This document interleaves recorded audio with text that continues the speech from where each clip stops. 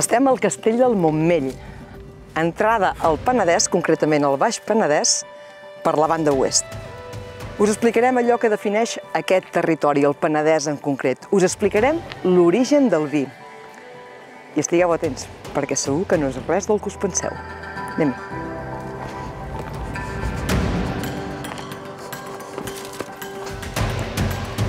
La protagonista de la nostra història és la Lluna, la dama blanca. Diuen que des de dalt al firmament veia sempre tot el que passava baix a la terra i n'estava enamorada, però clar, no ho podia abastar. Què va fer?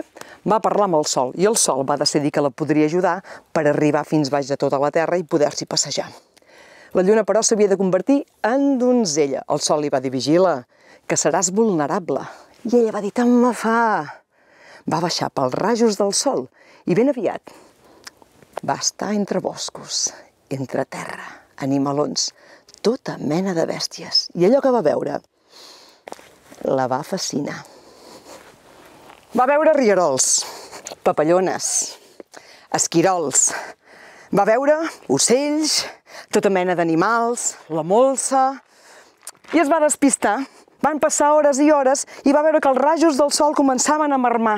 Va començar a córrer per anar a buscar una clariana i tornar cap al firmament abans que el sol no desaparegués i ella s'hi pogués penjar. Però ai las, en aquell mateix moment va sentir darrere seu un so estrany. I què hi havia? Un llop. La Lluna va començar a córrer.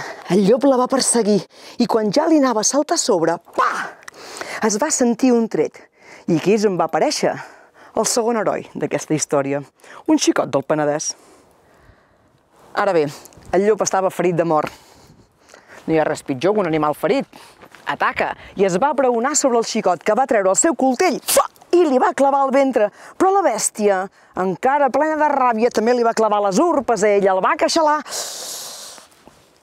Una carnisseria tot plegat. El llop es va morir.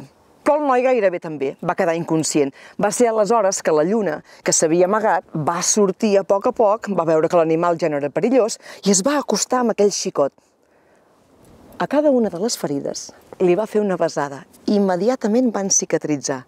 Ell va recuperar l'alè, encara no la consciència, i ella li va dir a cau d'orella: com que m'has ajudat, ara quan tornis a casa tindràs un present. Et donarà eufòria, alegria, salut i molta vida.